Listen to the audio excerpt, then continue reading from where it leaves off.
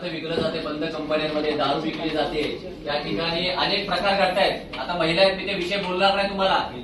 तुम्ही त्याच्यावरती संबंधित जो कोणी कर्मचारी असेल किंवा तुमचा जो कोणी निरीक्षक असेल ना, त्याच्यावर पहिला ऍक्शन घ्या आणि त्याला ताबडतोब तिथे कारवाई करायला सांगा. जे आहेत ते बंद पडलेल्या कंपन्यांवरती ते आम्हाला लेखी द्या. तुम्ही किती दिवसात हे सगळं क्लिअर करणार आहे?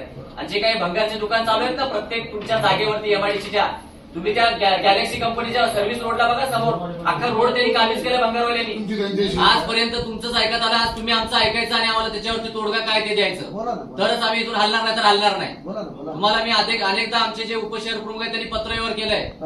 ज्या ह्या पदमवाल्यांनी तिथं महापालिकेची असलेली मालकी हक्क जागा त्यांनी ताबा घेतलेला आहे. तो ताबा घेतल्यानंतर तुम्ही त्याला पाठीशी घालताय. कोणतरी हा मंत्री आहे, आमदार आहे, खासदार आहे, त्याचं पत्र आल्यानंतर तुम्ही शांत बसता. सत्ताधाऱ्याच्या दबावाला तुम्ही बळी पडता का? मग तुम्ही काय हे काय असंच आहे ना? हे पत्र आलं म्हणून तुम्ही शांत बसता? गेले 1.5-2 वर्ष झालं आम्ही पत्रव्यवहार करतोय. त्याच्या अगोदर पण त्यांना नोटीसेस दिलेले. त्याच प्रकारे तुर्बे एमआयडीसी मध्ये जे काही बंद पडलेल्या कंपन्या आहेत त्या ठिकाणी 2-2 नंबरचे धंदे चालतात. जुगार आहे, दारू आहे, त्या ठिकाणी मर्डर देखील झालेत बंद पडलेल्या कंपन्यांमध्ये. जाळपोळ झाले, स्फोटक ते भंगारचे गोडाऊन झालेत कंपन्यांमध्ये तयार. ड्रग्सचं तिथं हे चालू आहे. दारू देखील पकडलं पोलिसांनी, माहिती आहे ना, बंद पडलेल्या कंपनीमध्ये. मग आपण त्या कंपन्यांवरती कारवाई का करत नाही? तशा कंपनी ताबा तुम्ही घ्या ना. आता ते ताबा आमचं घ्यायचं नाही. ताबा 400 तसं नाही बघा, एकमेकांवरती तुम्ही ढकलू नका. एकमेकांना आता जे बघा, जे लँड विभाग आहे ते लँड विभागाचं काम ते बघतात. अहो पण ते बघतात म्हणजे एमआयडीसी झालं ना शेवटी साहेब. आम्ही आरोपासून पत्र व्यवहार देतोय. उद्या प्रत्येक गोष्ट मलाच जर हे करत असेल तर तुम्हाला पत्र दिलं होतं, तुम्ही त्या सगळ्यांना बोलून द्यायला पाहिजे होते. ज्या अधिकारी असतात त्यांना तुम्ही बोलून घ्यायला पाहिजे. त्यांना उत्तर द्यायचे तर त्यांना बोलून घ्या. आता घ्या बोलून, आता बोलून घ्या. बोलून घ्या तुम्ही. अजून तुम्हाला पत्र दिले त्याप्रमाणे तुम्ही लोकांना बोलायला. गाय सगळे मी बाहेर काढले, फायरच्या गाड्या रात्री तोंडला करून आग विझवला आम्ही. ते त्याची बातमी देखील लावली पेपरला, तरी त्याच्यावरती कारवाई करत नाही.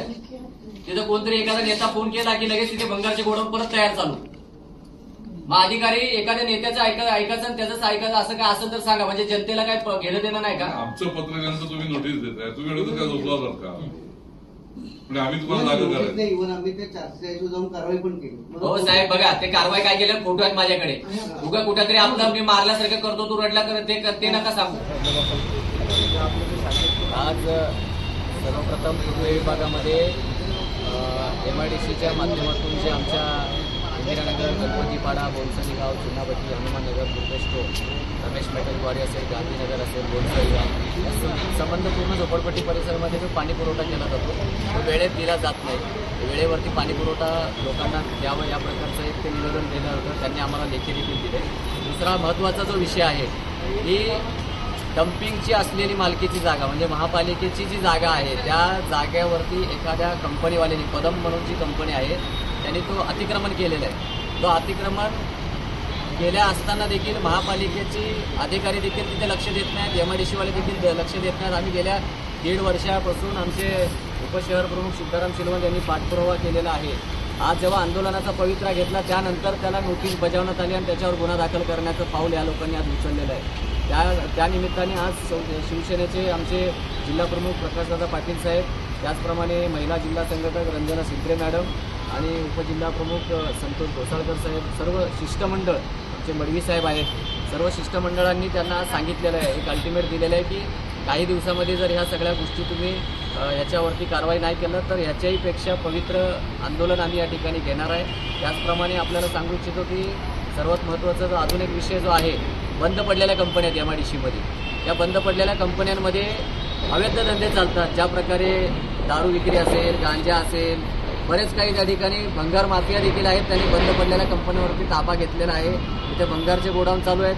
गेल्याच मला वाटतं वर्षी आमच्या तुर्बेमध्ये डी ब्लॉकमध्ये 3 भंगार दुकानवरती काम करणाऱ्या कर्मचाऱ्यांचं मर्डर झालं होतं. तेव्हा तरी मला वाटतं एमआयडीसीच्या अधिकाऱ्यांना जाग यायला पाहिजे होती की बंद पडलेल्या कंपन्यांवरती काहीतरी त्या ठिकाणी कारवाई केली पाहिजे होती, पण त्यांनी पाऊल उचललं नाही. तर आज आम्ही त्याच्या विरुद्ध जो काही अंमली पदार्थ विकली जातोय एमआयडीसीच्या कंपन्यांमध्ये किंवा दारू विकलं जातं, त्या ठिकाणी गांजा आहे आणि मोठ्या प्रमाणात भंगार माफियांनी जो ताबा घेतलाय बंद पडलेल्या कंपन्यांमध्ये, तो तुम्ही त्याच्यावर कारवाई करा अशी आम्ही मागणी केलेली आहे.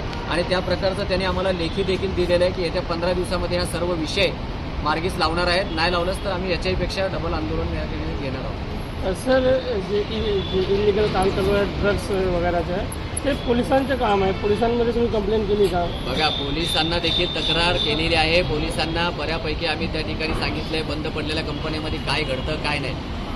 तेही सांगतात की आम्ही कारवाई करतोय. मग कारवाई करत असतील तर त्यांनी अजूनही त्याचं पवित्र त्यांनी वेगळ्या पद्धतीने घेतलं पाहिजे. जे काही चाललेलं आहे त्याच्यावर कारवाई झाली पाहिजे, हीच आमची अपेक्षा आहे. पाणी पुरवठा होत नाही व्यवस्थित याकरता आम्ही MIDCकडे आलेले आहात. MIDCचे अधिकारी आम्हाला समजले MIDC पाणी पुरवठा बरोबर करते.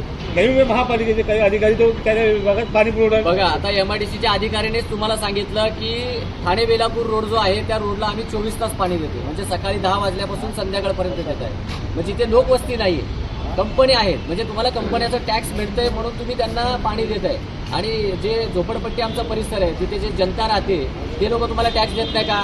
महापालिकेला आम्ही भले टॅक्स भरत असेल पण महापालिकेकडून पाण्याचा जो बिल आहे तो MIDC अदा करून घेते. त्यांच्याकडे पैसे घेतात MIDC. मग जिथे लोक आहेत, लोकवस्ती आहे, तिथं यांनी सकाळी पाणी पुरवठा केलं पाहिजे ना. रात्री 10 वाजल्यापासून संध्याकाळी पहाटे 6 पर्यंत तुम्ही पाणी देताय. मग लोक रात्री उठून पाणी भरतील की कामावर जातील? हा सगळ्यात महत्वाचा प्रश्न आहे.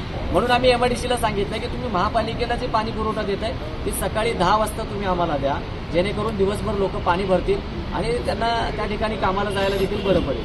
नळाला एक थेंब पाणी येत नाही, त्याचा पण टॅक्स